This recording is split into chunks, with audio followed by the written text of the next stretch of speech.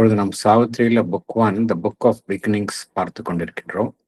அதில் canto 3 the yoga of the king, the yoga of the soul's release பார்த்து கொண்டிருக்கின்றோம். Last செஷன்ல நம்ம என்ன பார்த்தோம் என்றால், இந்த வரிகளுடன் அதை நிறுத்தினோம் என்றால், கடைசியாக பார்த்த வரிகள் பேஜ் 29 வரிகள் 266 to 278 என்ற 13 வரிகளை பார்த்தோம். A cry came of the world's delight to be, the grandeur and greatness of its will to live, recall of the soul's adventure into space, a traveler through the magic centuries and beings labor in matter's universe, its search for the mystic meaning of its birth and joy of high spiritual response, its throb of satisfaction and content in all the sweetness of the gifts of life, its large breath and pulse and thrill of hope and fear, its taste of pangs and tears and ecstasy, its rapture's poignant beat of sudden bliss, the sob of its passion and unending pain.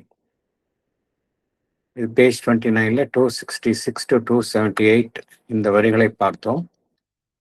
இது எல்லாமே பகவான் அசுபதியினுடைய ஆன்மீக அனுபவங்கள். அதாவது இந்த உலக வாழ்வு, அதனுடைய ஆனந்தம், அது குறித்த அந்த கூவல், அதை கேட்கின்றார். cry came of the world's delight to be.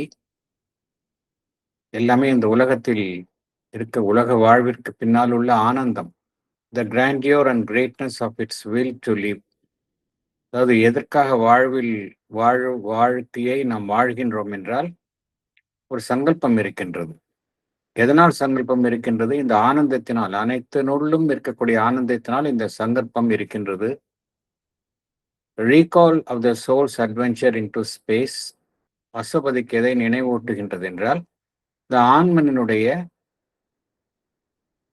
இந்த புவியில் ஆண்மனினுடைய அந்த நுழைவு, இதை நினைவூட்டுகின்றது. A traveler through magic centuries, ஒவ்வொரு ஆண்மனும் பார்த்தோம் அப்படின்னா காலம் தொட்டு பயணிக்கக்கூடிய ஒரு அமைப்பாக இருக்கின்றது. இடைவிடாது பயணித்துக் கொண்டே இருக்கின்றது.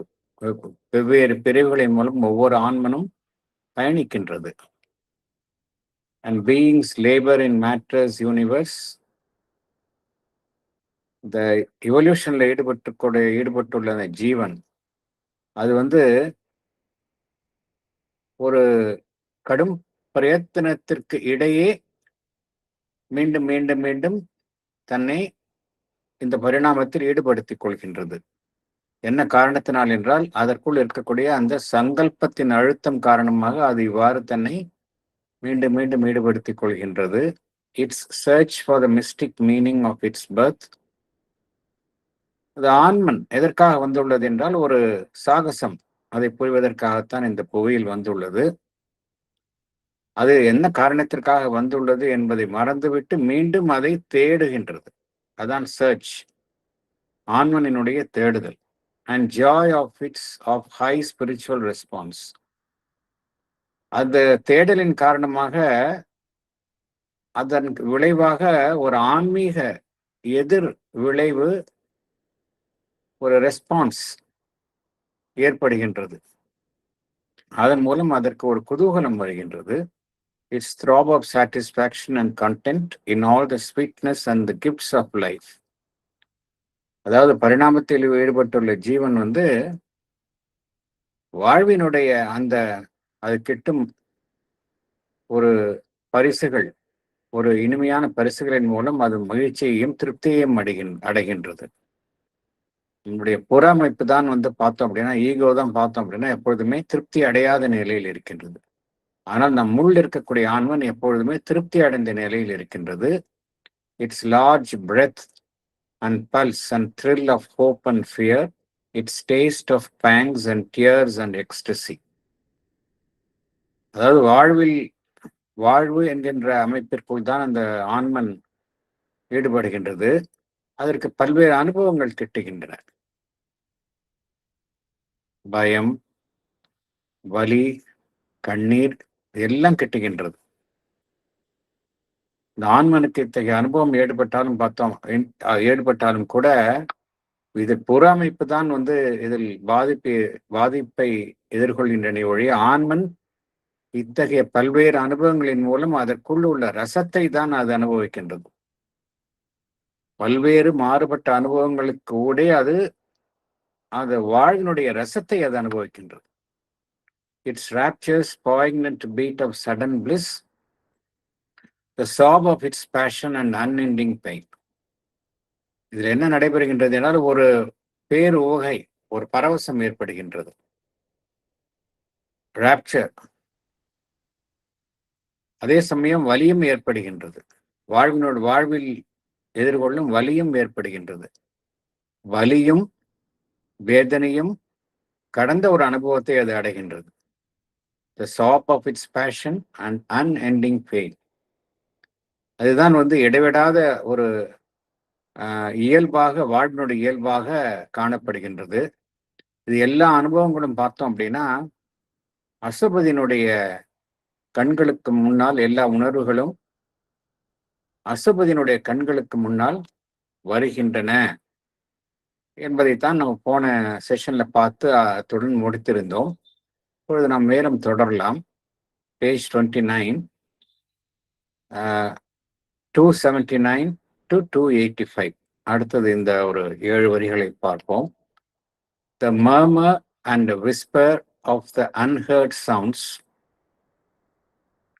which crowd around our hearts but find no window to enter, swelled into a canticle of all that suffers to be still unknown, and all that labors vainly to be born, and all the sweetness none will ever taste, and all the beauty that will never be. வரிகளுக்குள்ளே செல்லலாம். The murmur and whisper of the unheard sounds. the murmurனா முணுமுணுப்பு. Whisper என்றாலும் அதுதான். Whisper, மர்மர் எல்லாமே ஒரே அர்த்தத்தை குறிப்பவை. எதனுடைய ஒலிகளினுடைய இந்த தன்மையை பகவான் குறிப்பிடுகின்றார்? நாம் கேட்காத ஒலிகளினுடைய அந்த முணுமுணுப்பையும், அந்த ரகசியமாக அதனுடைய ரகசிய குரல், விஸ்பர்னா ரகசிய குரல். The murmur and whisper of the unheard sounds. இதுக்கு என்ன அர்த்தம் அப்படின்னா, நாம் நினைத்து கொண்டிருக்கின்றோம் இந்த உலகத்தில் நம்மை சுற்றி நடக்கக்கூடிய எல்லா ஒலிகளையும் நாம் கேட்கின்றோம் என்று நாம் நினைத்து கொண்டிருக்கின்றோம். இவை எல்லாமே பார்த்தோம் அப்படின்னா நம்முடைய ஐம்புலன்களினால்தான் இவைகள்லாம் நமக்கு தெரிவிக்கப்படுகின்றன. ஒட்டுமொத்த ஒலி, இந்த பிரபஞ்சத்தினுடைய ஒலியில நாம் கேட்பது பார்த்தோம் அப்படின்னா ஒன்லி a fraction தான். நம்முடைய ஐம்புலன்கள் அதனுடைய எல்லை வெறும் குறுகியது.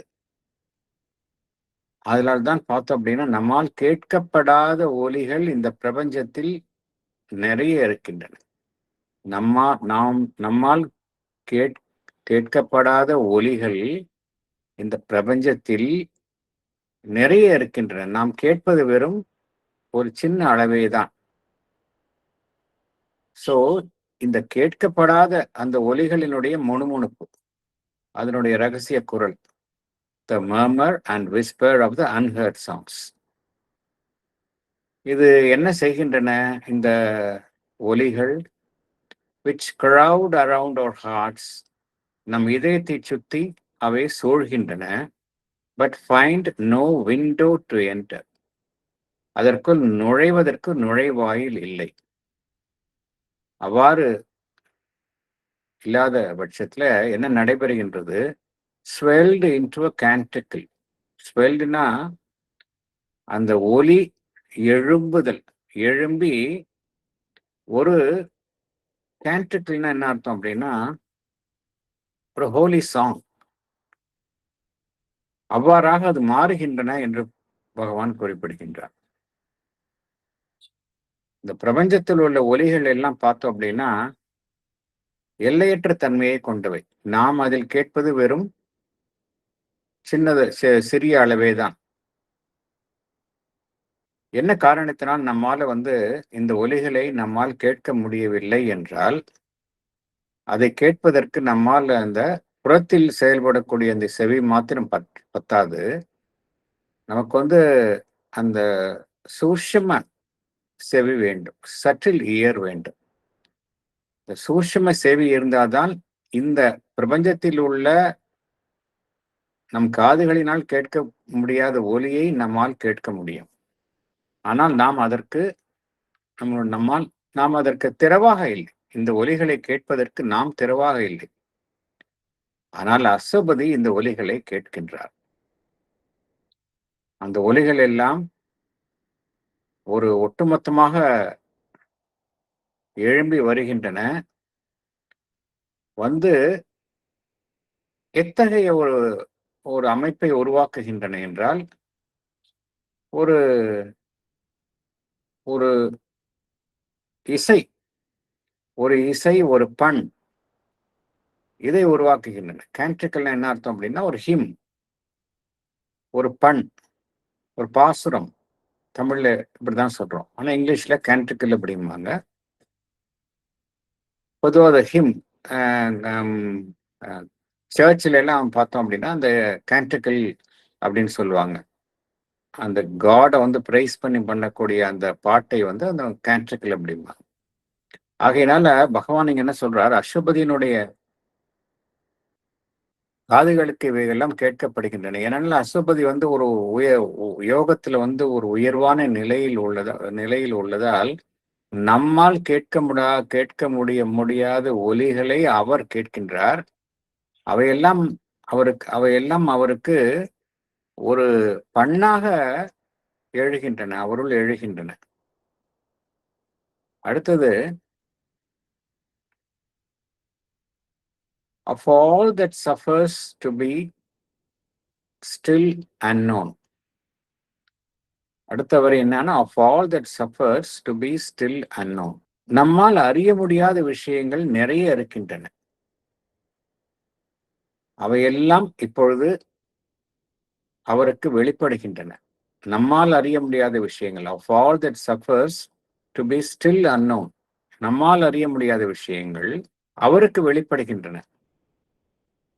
அதே போல, and all that labors vainly to be born, எவையெல்லாம் வெளிப்பட முயலுகின்றன ஆனால் வெளிப்பட முடியாத நிலையில் இருக்கின்றனவோ அவைகளும், and all that labors கடினமான ஒரு பிரயத்தனப்படுதல், labors vainly to be born, தன்னை வெளிப்படுத்திக் கொள்ள பிறக்க முயல்கின்றது ஆனால் முடியவில்லை. vainly முடியாத நிலை.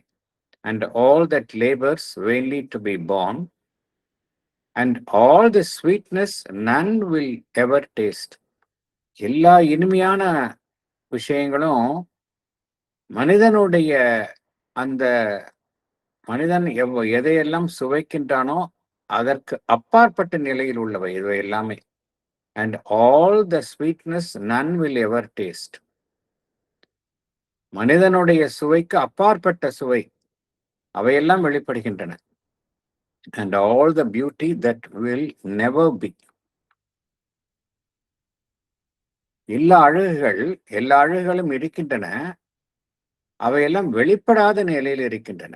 அன்மேனிஃபெஸ்டா இருக்கு.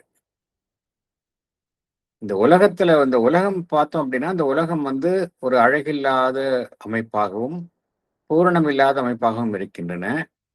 அத்தகைய ஒரு நிலையில் இன்னும் வெளிப்படாத அழகுகள் இருக்கின்றன. And all the beauty that will never be. எப்பொழுதுமே அவைகள் எல்லாம் வெளிப்படாத நிலையில் தான் இருக்கும். இருந்தாலும் அது மாபெரும் அழகை தன்னுள் கொண்டதாக இருக்கின்றன. இவை எல்லாம் பார்த்தோம் அப்படின்னா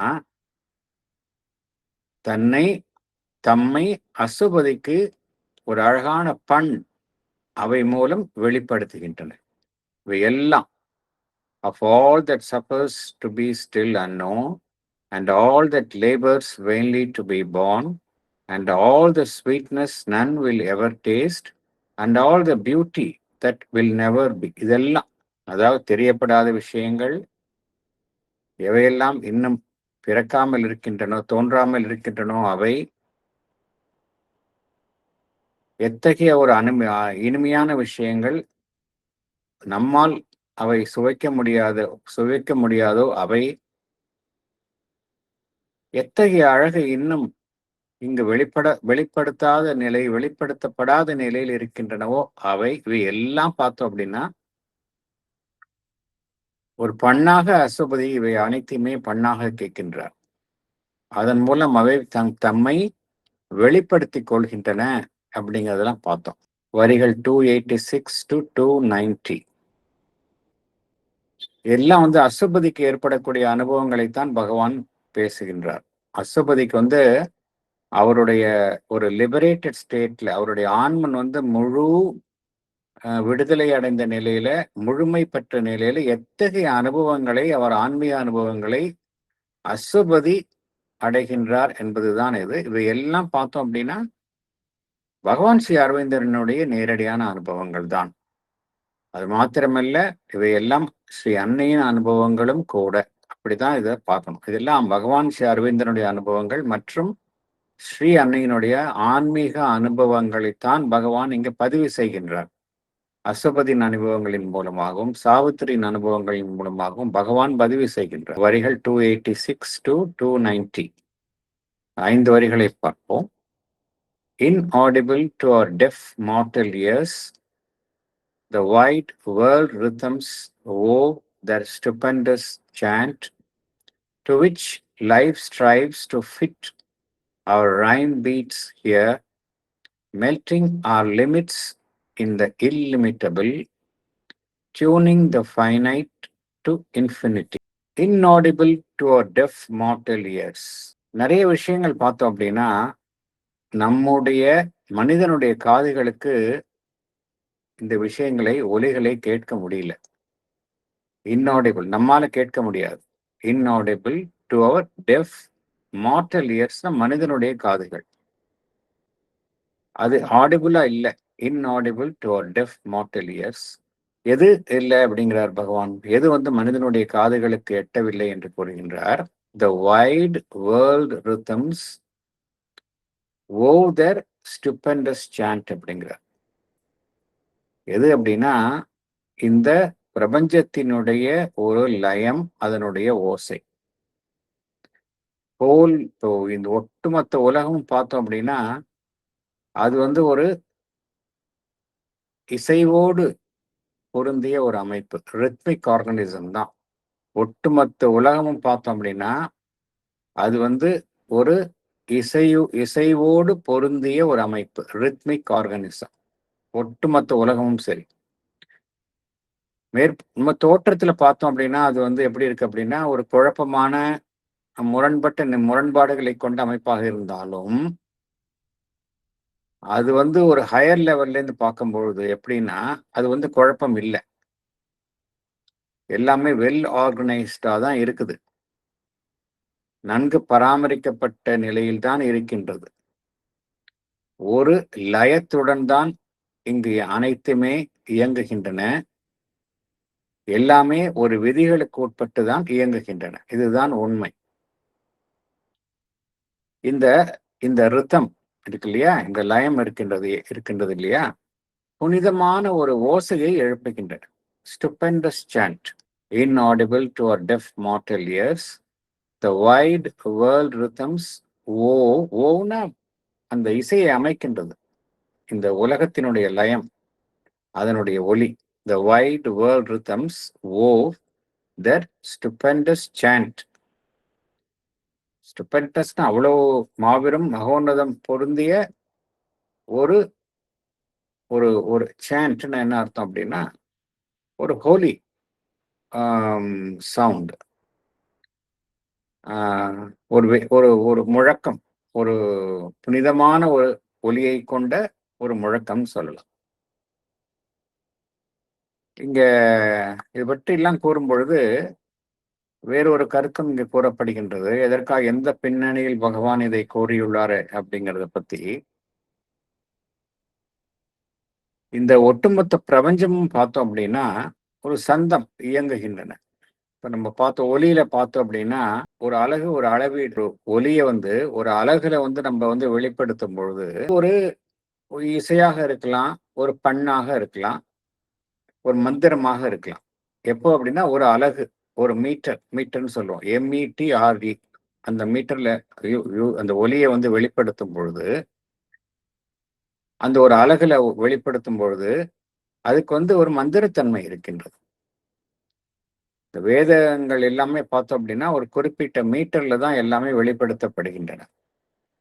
எதனால அந்த குறிப்பிட்ட மீட்டர்ல வெளிப்படுத்தப்படுகின்றன என்றால் பிரபஞ்சத்துல எல்லாமே இயங்குகின்றது எல்லாமே அந்த ஒரு குறிப்பிட்ட அலகில்தான் லயத்துடன் செயல்படுகின்றன. இவையெல்லாம் நம் பண்டைய காலத்து ரிஷிகளுக்கு தெரியும். ரிஷிகள்லாம் பார்த்தோம் அப்படின்னா அவர்களுடைய அந்த மந்திரங்களை இந்த பிரபஞ்சத்தினுடைய அந்த அலகிற்கு ஒப்ப அதனுடன் ஒத்திசைவுடன் பொருந்தியவாறுதான் அவர்கள் அதனுடைய ஓசையை அவர்கள் அமைக்கின்றார்கள். எல்லாமே பார்த்தோம் அப்படின்னா இந்த உலக இயக்கத்தினுடைய அந்த லயத்துடன் தான் பொருந்தி இருக்குமாறு ரிஷிகள் அவங்களுடைய மந்திரங்களை அமைத்தார்கள். அவர்களுடைய காதுக்கு இந்த மந்திர ஒலிகள் இந்த ரித்தம் கேட்கும். ஏன்னா அவர்களுக்கு கேட்கும், ரிஷிகளுக்கு கேட்கும். நம்முடைய மார்டல் இயர்ஸ் தான் அதுக்கு டெஃப் அப்படிங்கிறார். இந்த உயர்வான மந்திர அதனுடைய பொருளை இந்த ரிஷிகள் வெளிப்படுத்தும் பொழுது பார்த்தோம் அப்படின்னா எவ்வாறு அவர்கள் வெளிப்படுத்துகின்றார்கள் என்றால் இந்த அலகு இந்த ஒரு ரித்தம் அதனுடன் தான் அவர்கள் வெளிப்படுத்துகின்றார்கள். இங்க பகவான் இங்க எதை குறிப்பிடுகின்றார் என்றால் இந்த ஒரு உயர் உலகங்களில் காணப்படும் அந்த ஒரு மந்திர ஒலி செலஸ்டியல் சாண்ட் அது எப்பொழுதுமே அந்த மந்திர அந்த பிரபஞ்சத்துல பார்த்தோம் அப்படின்னா உயர் உலகங்களில் எப்பொழுதுமே இந்த மந்திர ஒலி ஒலித்து கொண்டே இருக்கின்றது. இதைத்தான் பகவான் இங்க குறிப்பிடுகின்றார். பகவான் பார்த்தோம் அப்படின்னா சாவித்திரியில ஒரு குறிப்பிட்ட ஒரு பொருளை எடுத்துக்கொண்டு கருவை எடுத்துக்கொண்டு அதை சுற்றி சுற்றி தான் பார்த்தோம். முதல்ல கேன்ட்ரிக்கிள் அப்படிங்கிறது பார்த்தோம். அதுவும் எந்த பொருளை குறிப்பிடுகின்றது என்றால் ஹிம் அதைத்தான் குறிப்பிடுகின்றது. கேன்ட்ரிக்கிள் அப்படிங்கிறத பார்த்தோம். அடுத்தது ரித்தம் அப்படிங்கிறத பார்க்கிறோம். இங்க the wide world rhythms wove the stupendous chant அப்படிங்கிறத பார்க்கிறோம். இதுவும் மந்திர ஒலியைத்தான் குறிப்பிடுகின்றது. பகவான் அதே போல இந்த rhyme beats to which life strives to fit our rhyme beats here இதுவும் ஒரு தாள லயம் இதை குறிப்பிடுகின்றது. பகவான் ஒரு பொருளை எடுத்துக்கொண்டால் அதை சுற்றி சுற்றி தான் இந்த வரிகளை அமைப்பார். அடுத்தது to which life strives to fit our rhyme beats here. இப்ப பார்த்தோம் இந்த பிரபஞ்சத்துல எல்லாமே பார்த்தோம் அப்படின்னா ஒரு ரித்மிக்கா இருக்குன்னு பார்த்தோம். பிரபஞ்சத்துல குழப்பத்துல இல்லை, எல்லாமே ஒரு லயத்துடன் இருக்கின்றது. அங்கு ஒரு ஒலி இருக்கின்றது, அந்த ஒலி நம்மால் கேட்கப்படாமல் இருக்கின்றது. ஆனால் அந்த ஒலி ஒரு லயத்துடன் எப்பொழுதுமே ஒலித்து கொண்டிருக்கின்றது இந்த பிரபஞ்சத்தில். அதை ரிஷிகள் அறிந்துள்ளார்கள். அதை ஒட்டி அவர்களுடைய மந்திர சொற்களை அமைத்துள்ளார்கள் என்பதையெல்லாம் பார்த்தோம். கூட என்ன பார்க்கின்றோம் என்றால் இந்த வேர்ல்ட் ரித்தம், இந்த உலகத்திற்கென்றே ஒரு ரித்தம் ஒரு லயம் இருக்கின்றது. அந்த லயம் இருக்கின்றது. ஆனால் நம்மளுடைய வாழ்வு எப்படி இருக்கு அப்படின்னா அந்த வாழ்வு நம்மளுடைய வாழ்வு என்ன செய்கின்றது, அந்த லயத்துடன் அந்த உலகத்தினுடைய லயத்துடன் தன்னை பொருத்தி கொள்ள அது பிரயத்தனப்படுகின்றது. ஆட்டோமேட்டிக்கா வரல, அது பிரயத்தனப்படுகின்றது. டு விச் லைஃப் ஸ்ட்ரைவ்ஸ்னு கடினமாக முயற்சிக்கின்றது. Strives to fit our rhyme beats here. Rhyme பீட்னா அந்த லயம், தாள லயம், அதை வந்து அந்த பிரபஞ்சத்தினுடைய லயத்துடன் ஒத்திசைவோடு பொருத்த முயற்சிக்கின்றது. அதாவது இந்த வேர்ல்டு சாண்ட் அந்த முழக்கத்துடன் வாழ்வு தன்னுடைய அந்த ரித்தம் அதை வந்து பொருத்த முயற்சிக்கின்றது. எந்த அளவுக்கு நம்முடைய வாழ்வினுடைய அந்த ரித்தமும் அந்த உலகத்தினுடைய ரித்தம் இரண்டும் ஒத்து போகின்றதோ, ஒத்திசைவுடன் ஒத்து போகின்றதோ, அந்த அளவிற்கு நாம் மகிழ்ச்சியாகவும் நம்முடைய வாழ்வு இனிமையாக அமையும். இதுதான் ரகசியம். பிரபஞ்சத்தில் இருக்கக்கூடிய அந்த ஒரு லயம், அதை வந்து அறிந்து கொண்டோம் என்றால், எந்த லயத்தில் இந்த பிரபஞ்சம் செயல்படுகின்றது என்பதை அறிந்து கொண்டோம் என்றால், அதற்கு ஒப்ப நம்மளுடைய வாழ்வு செயல்படும் அதனுடைய லயத்தை நாம் ஒத்திசைவுடன் பொருத்தி கொண்டோம் என்றால், அதற்கு இணங்கி செயல்படும் பொழுது நம்முடைய வாழ்வு மகிழ்ச்சியாக அமையும். To which our life strives to fit our rhyme beats here. இந்த பிரபஞ்சத்தினுடைய ஒரு இயக்கத்துடன் நம்ம வந்து முரண்பட்டு இருந்தோம் அப்படின்னா நம்முடைய வாழ்வுல தான் சிக்கல் வரும். இதுதான் வந்து உண்மை. இதுதான் இதற்கு பின்னால் உள்ள ரகசியம். எங்கெல்லாம் நம்ம வந்து இதில் தவறு விடுகின்றோமோ அப்ப நம்ம வாழ்வுல வந்து என்ன வரும்? ஒரு டிசார்மனி வரும், ஒரு அன்ஹாப்பினஸ் வரும். So the life to which life strives to fit our rhyme beats here. Melting our limits in the illimitable, tuning the finite to infinity. எப்படி போன லைன்ல பார்த்தோம், நம்ம எப்படி பிரபஞ்சத்தினுடைய லயத்துடன் நம்ம வாழ்வை பொருத்தி கொள்வது அப்படிங்கிறது எப்படின்னு கேட்கலாம். எப்படி பண்றது அப்படின்னு. அதுதான் ஸ்ரீ அன்னை என்ன கோருகின்றார்கள், பகவானும் என்ன கோருகின்றார்கள், நம்மளுடைய கான்சியஸ்னஸை வந்து வைடன் பண்ணணும் அப்படிங்கிறாங்க. கான்சியஸ்னஸை நம்ம செல்ஃபிஷா இல்லாம, செல்ஃப் சென்டர்டா இல்லாம, ஈகோ சென்ட்ரிக்கா இல்லாம, தன்னை மறந்து செல்ஃப்லெஸ்ஸா நம்ம வந்து பிரபஞ்சத்தினுடைய உணர்வு நிலைக்கு நம்ம விரிவாக்கி கொள்ளும் பொழுது அப்ப என்ன ஆகும் அப்படின்னா, இந்த இந்த ஒரு எல்லாமே வந்து ஒத்திசைவுடன் பொருத்தப்படும். இந்த கான்ஃபிளிக்ட் வராது. இண்டிவிஜுவலினுடைய வில்லுக்கும் காஸ்மிக் வில்லுக்கும் இடையில வந்து ஒரு கான்ஃபிளிக்ட் வராது. ஒத்திசைவுடன் பொருத்தப்படும். அதுக்கு தான் வந்து அன்னை என்ன கூறுகின்றார்கள், எக்ஸ்பேண்ட் யுவர் கான்சியஸ்னஸ் அப்படிங்கிறாங்க. நமக்கு உணர்வு நிலையை நம்ம வந்து வைடன் யுவர் கான்சியஸ்னஸ் அப்படிங்கிறாங்க. வைடன் யுவர் கான்சியஸ்னஸுக்கு முதல் அடிப்படை தேவை என்னவென்றால் நம்மளுடைய ஈகோவில் இருந்து நம்மை வெளிவரணும். ஈகோவில் இருக்கிற வரைக்கும் அது முடியாது. அதுதான் இங்க பகவான் இங்க சொல்றாருங்க. Melting our limits in the illimitable, turning the finite to infinity. எல்லாமே நம்ம சொன்ன கருத்தோட ஒத்து வரக்கூடிய கருத்துக்கள். Melting our limits in the இல்லிமிட்டபிள், இதுதான் அன்னை நம்மளை பண்ண சொல்றாங்க. எப்படி நம்ம ஃபிட் பண்ணிக்கிறது, இந்த உலகத்து வேர்ல்டு ரித்தமோட நம்ம எப்படி இண்டிவிஜுவல் லைஃபினுடைய ரித்தமை வந்து எப்படி நம்ம ஃபிட் பண்ணிக்கிறது அப்படின்னா, நம்ம வந்து ஒரு எல்லைக்குட்பட்ட நிலையில இருக்கிறோம் இல்லையா, லிமிட்டட் பர்சனாலிட்டியா இருக்கிறோம். நம்ம என்ன செய்யணும் அப்படின்னா, நம்ம அந்த லிமிட்டட் பர்சனாலிட்டிங்கிற எல்லைகளை தகர்த்தெறிந்து எல்லையற்ற தன்மைக்குள் நம்மை ஈடுபடுத்தி அதனுடன் இணைக்கணும். நம்ம அதில் நாம் இழந்து விட வேணும். அந்த எல்லையற்ற தன்மைக்குள் நம்மை நாம் இழக்க வேண்டும். அப்பதான் இது சாத்தியம். யோக சாதனையில வந்து எது வந்து ஒரு அடிப்படை கருத்தாக இருக்கின்றது என்றால், இந்த tuning the finite to infinity என்று பகவான் குறிப்பிடுகின்றார் இல்லையா. டியூனிங் அதாவது melting our limits in the இல்லிமிட்டபிள். நம்ம எல்லைக்குட்பட்ட நம்மளுடைய அமைப்பை எல்லை கடந்த அமைப்பில் நாம் என்ன செய்கின்றோம், அதை கரைக்கின்றோம். அப்புறம் turning the finite to infinity. நம்ம எல்லாருமே ஃபைனைட் பீயிங்ஸ் தான். Tuning the finite to infinity. நம்ம எல்லோருமே வந்து ஃபைனைட் அமைப்புகள் தான். அதை எத்துடன் நம்ம வந்து ஒரு எதற்கு ஒப்ப நாம் அதை அதை அதை அதை அதை இயக்கவே அதை பொருத்த வேண்டும் என்றால் எல்லை கடந்த தன்மை. எல்லை கடந்த தன்மைக்குள் நம்முடைய எல்லைக்குட்பட்ட அமைப்பை நாம் இணைக்க வேண்டும். tuning the finite to infinity. அதற்கு ஒப்ப நாம் நம்முடைய எல்லைக்குட்பட்ட அமைப்பை இந்த எல்லை கடந்த அமைப்பிற்கு ஒப்ப நாம் மாற்றி அமைக்க வேண்டும். அஸ்வபதி இந்த உலகத்தினுடைய அந்த லயம், அந்த பிரபஞ்ச இசையை கேட்கின்றார். Ashwapati listens to the world rhythms farming the cosmic music. அது காஸ்மிக் மியூசிக் அஸ்வபதி கேட்கின்றார்.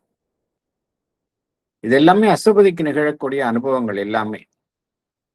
இதெல்லாம் பொதுவாக நடக்கக்கூடிய விஷயங்கள். ஆனால் அஸ்வபதிக்கு அவர் இந்த அனுபவத்தை அவர் உணர்கின்றார். அனுபவத்தை அவர் அனுபவபூர்வமாக உணர்கின்றார். வரிகள் 291 to 296. இந்த 6 வரிகளை பார்ப்போம்.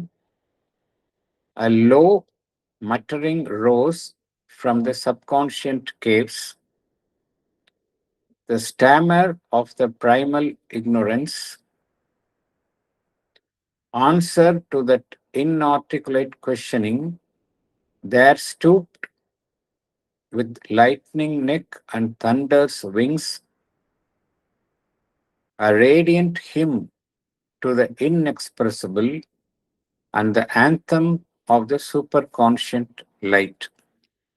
இங்கேயும் பார்த்தோம் அப்படின்னா ஒன்றுக்கொன்று ஒரே மைய பொருளையுடைய வார்த்தைகளை பகவான் கையாளுகின்றார். எல்லாமே சவுண்டை ஒட்டி தான் கையாளுகின்றார். ஸ்டாமர் அப்படின்னா தடுமாறி பேசும், தடுமாறி வெளிப்படுத்தும் ஒரு ஒலி. இன்ஆர்டிகுலேட்னா சரியான முறையில நம்ம வெளிப்படுத்தாத நம் கருத்தை சரியாக வெளிப்படுத்த முடியாத நிலையைத்தான் இன்ஆர்டிகுலேட் சொல்றாரு. அடுத்தது பகவான் பார்த்தோம் அப்படின்னா ரேடியன்ட் ஹிம் அப்படிங்கிறார். ஹிம்மும் பார்த்தோம் அப்படின்னா ஒரு ஹோலி சாங், அதுதான் ஹிம் அப்படின்போம். அப்புறம் ஆந்தம் அப்படிங்கிறதுக்கும் அதே மீனிங் தான். ஆந்தம்னா என்ன அர்த்தம்? ஒரு ஒரு ஒரு ஹோலி மியூசிக், ஒரு கீதம், ஒரு புனிதமான கீதம். கீதத்தை தான் நம்ம ஆந்தம் அப்படிங்கிறோம். ஸோ எல்லாமே ஒன்றுடன் ஒன்று தொடர்புடைய வார்த்தைகளைத்தான் பகவான் இங்கு உபயோகிக்கின்றார்.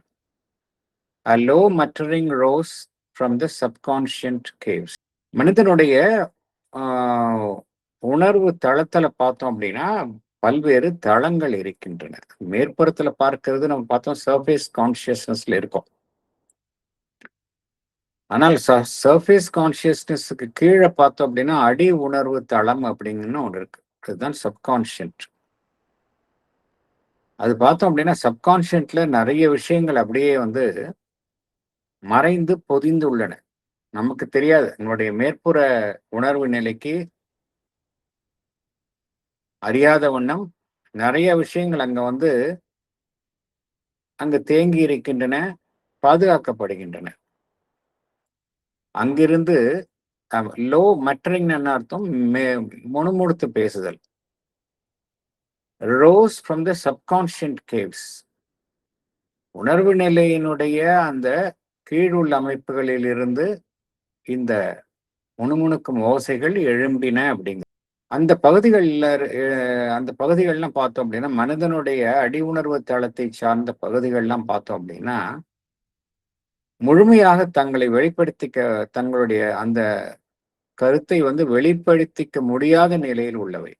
They are not fully articulate. தெளிவாக தன்னை வெளிப்படுத்திக்க முடியாது.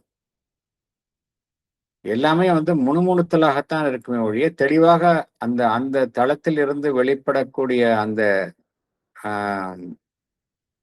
ஒரு எண்ணமாகட்டும், ஒரு சிந்தனையாகட்டும், எல்லாமே தெளிவாக இருக்காது. எல்லாமே மட்டரிங்கா தான் இருக்கும். இது பார்த்தோம் அப்படின்னா ஆரம்ப நிலையில அறியாமையில் இருக்கக்கூடிய நிலையிலிருந்து ஒன்று தன்னை வெளிப்படுத்தி கொள்ளும் பொழுது தெளிவாக தன்னை வெளிப்படுத்திக்க முடியாது. இந்த சப்கான்ஷியன்ட் கேவ்ஸ் அப்படிங்கிறது பகவான் என்ன கூறுகின்றார்? A low muttering rose from the subconscient caves. அது எப்படி இருக்கு அப்படின்னா the stammer of the primal ignorance அப்படிங்கிறார். ஸ்டாமர்னா திக்கி திக்கி பேசுறது. பிரைமல் இக்னோரன்ஸ் அப்படின்னா நம்ம எல்லோருமே வந்து அந்த அறியாமை என்கின்ற நிலையில் தான், ஆதி நிலையில் இருந்துதான் மெல்ல மெல்ல மெல்ல மெல்ல நம்ம வருகின்றோம். இன்கான்சியன்ஸ் இக்னோரன்ஸ், அதிலிருந்து தான் வெளிப்படுகின்றோம். இந்த பிரைமல் இக்னோரன்ஸ்லேருந்து என்ன எழுகின்றது என்றால் ஒரு முணுமுணுப்பு எழுகின்றது. இந்த பிரைமல் இக்னோரன்ஸ்லேருந்து ஆதி நிலையான அறியாமல் இருந்து ஒரு முணுமுணுப்பு எழுகின்றது. இந்த முணுமுணுப்பு வந்து எதற்காக எழுகின்றது என்றால் தன்னுடைய நிலை குறித்த ஒரு கேள்வியை எழுப்புகின்றது. எல்லாமே அந்த ஆதி நிலையான அறியாமையிலிருந்து வெளிப்படுகின்றன. ஒவ்வொரு ஜீவனும் வெளிப்படுகின்றன. அவ்வாறு வெளிப்படும் பொழுது ஆதி நிலையில அதற்கு தான் எதற்காக இந்த பிரபஞ்சத்தில் இருக்கின்றோம் என்பது தெரியல. அதனால் தன்னுடைய நிலை குறித்தே அது இந்த தன்னுடைய தன்னுடைய நிலை குறித்து ஒரு கேள்வியை அது முணுமுணுப்பாக வெளிப்படுத்திக் கொள்கின்றது. அறியாமல் இருக்கக்கூடிய அந்த அமைப்பு தன்னுடைய இருப்பு குறித்த அந்த ஒரு கேள்வியை, எதற்காக நாம் இருக்கின்றோம் இந்த பிரபஞ்சத்தில் என்கின்ற கேள்வியை முணுமுணுப்பாக தன்னை வெளிப்படுத்திக் கொள்கின்றது. ஏன்னா சரியான நிலையில அதனால வெளிப்படுத்திக் கொள்ள முடியாது. ஏன்னா அது வந்து அது எந்த நிலையில இருக்கு, நன்கு உணர்வு நிலையில நன்கு வளர்ச்சி அடைந்த நிலையில இல்லை. அது பிரைமல் இக்னோரன்ஸ்ல இருக்கிறதுனால அந்த நிலையில தன்னை முணுமுணுப்பாக தன்னுடைய இருப்பு குறித்த அந்த கேள்வியை அது வெளிப்படுத்துகின்றது. The stammer of the primal ignorance, a low muttering rose from the subconscious caves, the stammer of the primal ignorance. இந்த கேள்விக்கு பதிலாக மேலிருந்து பதில் கிடைக்கின்றது. Answer to that inarticulate questioning. Answer to தட்னா அதற்கு பதிலாக, இன்ஆர்டிகுலேட்னா சரியான முறையில் வெளிப்படுத்தாத. ஆர்டிகுலேட்டா என்ன அர்த்தம்?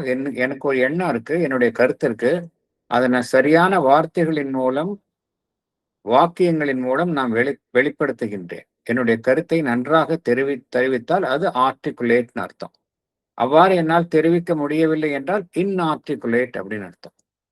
சோ அந்த கேள்வி எப்படி இருக்கு அப்படின்னா சரியான முறையில் வெளிப்படுத்தாத நிலையில் இருக்கின்றது. ஆன்சர் அதுக்கு பதிலாக, ஆன்சர் டு தட் இன்ஆர்டிகுலேட் கொஸ்டினிங், அதற்கு பதிலாக சரியான முறையில் வெளிப்படுத்தாத அந்த கேள்விக்கு பதிலாக என்ன நடைபெறுகின்றது என்றால், there stooped with lightning neck and thunder's wings.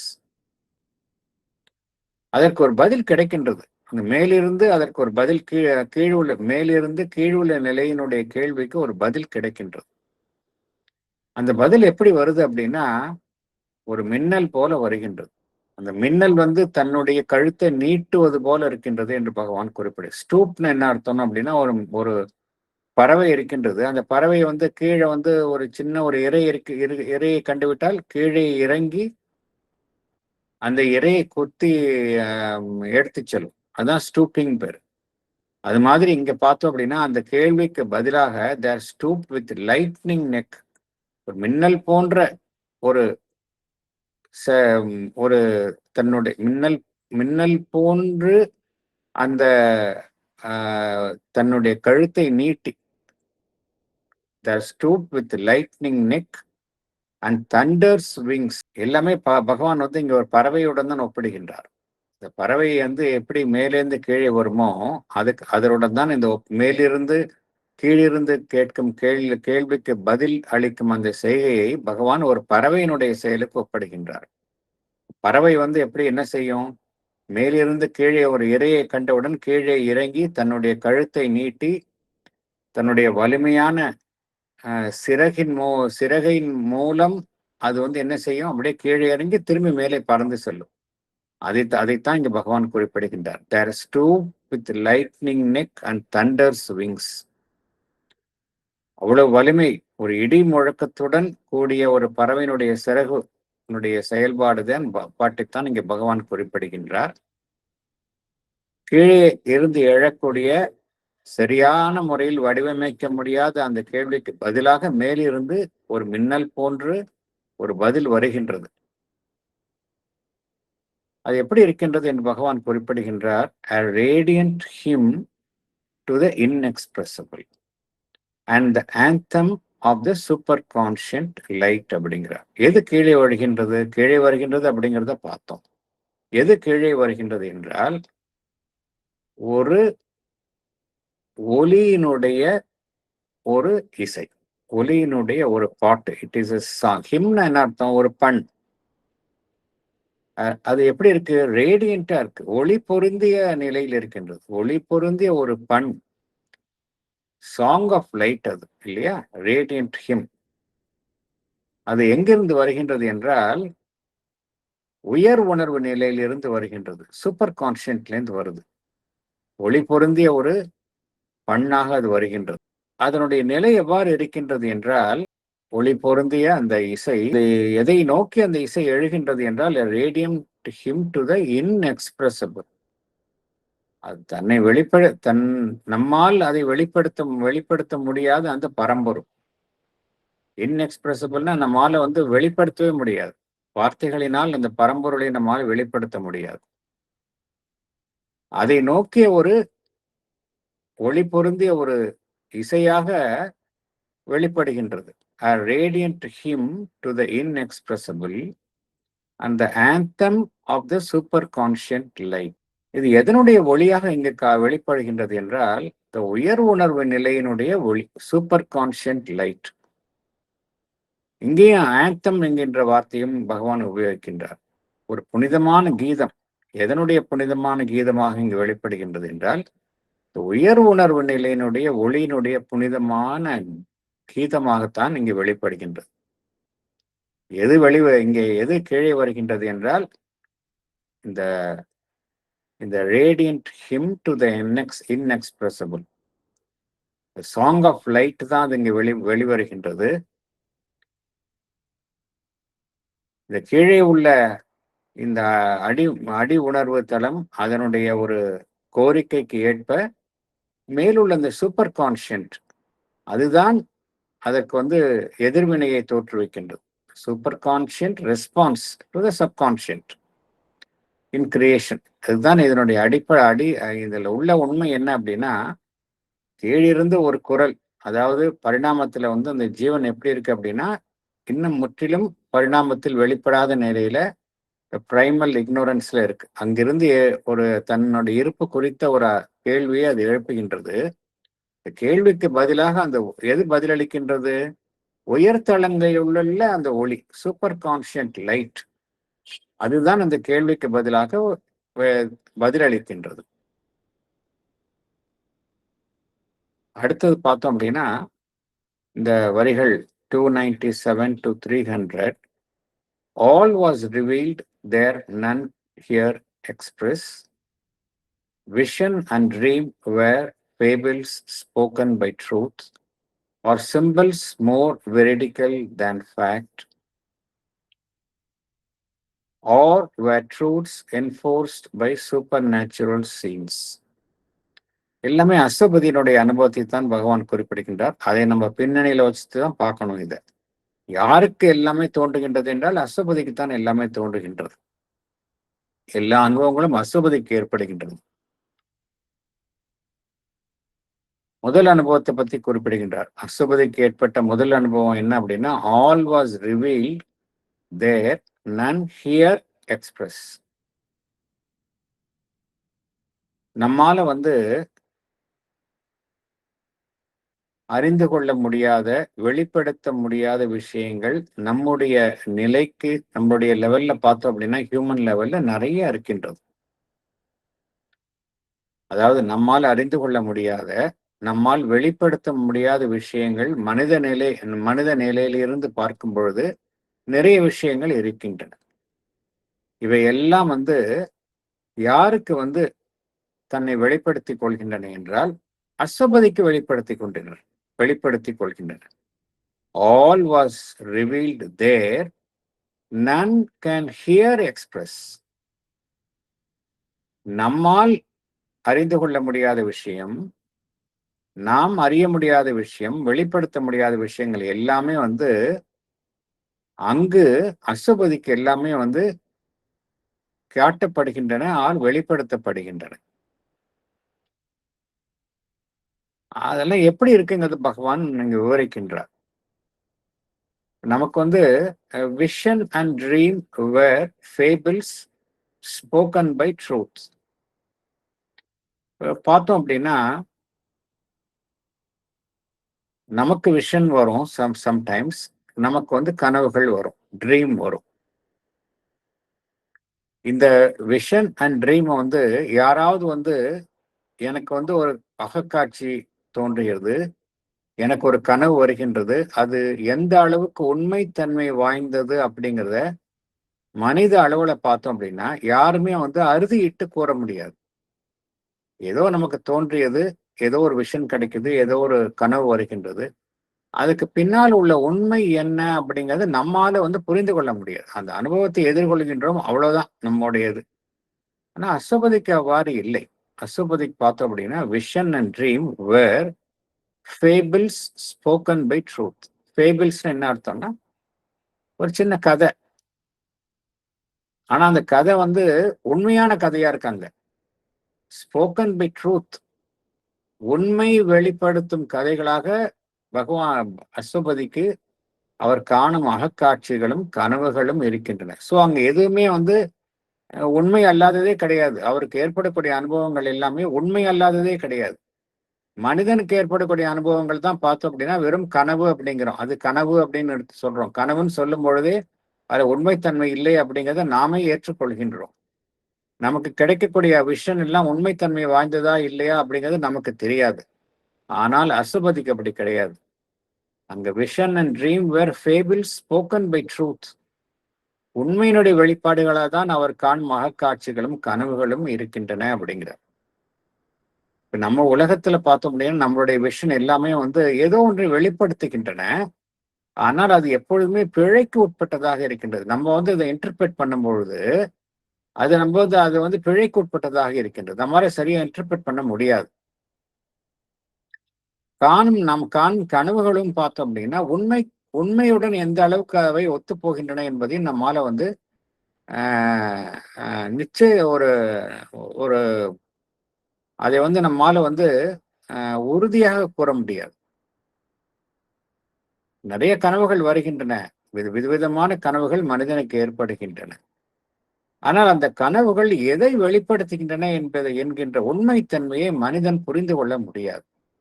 ஆனால் அசுபதிக்கு வந்து ஏற்படக்கூடிய அனுபவம் எப்படி இருக்கு அப்படின்னா எல்லாமே வந்து அவருடைய விஷன் அண்ட் ட்ரீம் வந்து ஒரு கதை வடிவத்துல ஒரு ஒரு முக்கிய ஒரு ஒரு சிறப்பான ஒரு கதை வடிவம் தாங்கிய உண்மையினுடைய வெளிப்பாடுகளாக இருக்கின்றன.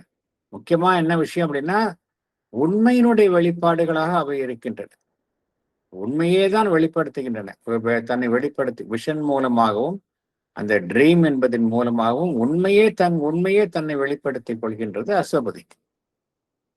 அப்புறம் மேலும் பகவான் என்ன கூறுகின்றார்? குறியீடுகளாக வெளிப்படுத்தப்படுவை ஆர் சிம்பிள்ஸ் மோர் வெரிடிக்கல் தேன் ஃபேக்ட் அப்படிங்கிறார். சிம்பிள்ஸ்னா குறியீடுகளாக நிறைய அனுபவங்கள் வெளிப்படுத்தப்படுகின்றன. குறியீடுகள் மோர் வெரிடிக்கல் என்ன அர்த்தம்னா உண்மைத்தன்மை வாய்ந்த, அதான் வெரிடிக்கல்னு அர்த்தம், உண்மைத்தன்மை வாய்ந்த. சோ அங்க பார்த்தோம் அப்படின்னா அசுபதிக்கு ஏற்படக்கூடிய அனுபவங்கள் சங்கேத குறியீடுகளாக வெளிப்படுத்தப்படும் உண்மை விஷயங்கள் எல்லாமே வந்து நிதர்சனமாக என்ன இருக்கின்றதோ அதை விட உண்மைத்தன்மை வாய்ந்ததாக இருக்கின்றது என்று பகவான் குறிப்பிடுகின்றார். எல்லாமே சிம்பிள்ஸ் ஆஃப் ட்ரூத்தா தான் இருக்கு அப்படிங்க. அது மாத்திரமல்ல, அந்த உண்மைகள்லாம் எப்படி எத்தகைய தன்மை வாய்ந்தது என்று குறிப்பிடுகின்றார். Or were truths enforced by supernatural seals அப்படிங்கிறார். அந்த பகவானுக்கு அசுபதிக்கு ஏற்படக்கூடிய அந்த அனுபவங்கள் எல்லாமே வந்து உண்மையினுடைய அனுபவங்களைத்தான் அவர் அனுபவங்களாக ஏற்படுகின்றது. அவர் காணக்கூடிய காட்சிகள் கனவுகள் எல்லாமே பார்த்தோம் அப்படின்னா உண்மைத்தன்மை வாய்ந்தது. அது வெறும் உண்மைத்தன்மை வாய்ந்தது மாத்திரமல்ல, வேர் ட்ரூத்ஸ் என்ஃபோர்ஸ்ட் என்ன அர்த்தம்? அதை உறுதி செய்வது, அதை வலுக்கட்டாயமாக அதை உறுதி செய்வது, இதுதான் உண்மை என்று உறுதி செய்வது. எதனால் அது அது வந்து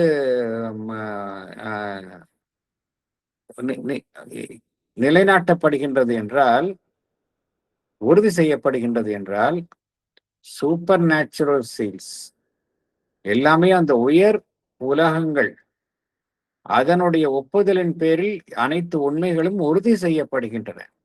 எல்லாமே சாதாரண மனித அளவுல உண்மை என்று கூறப்படுவது இல்லை.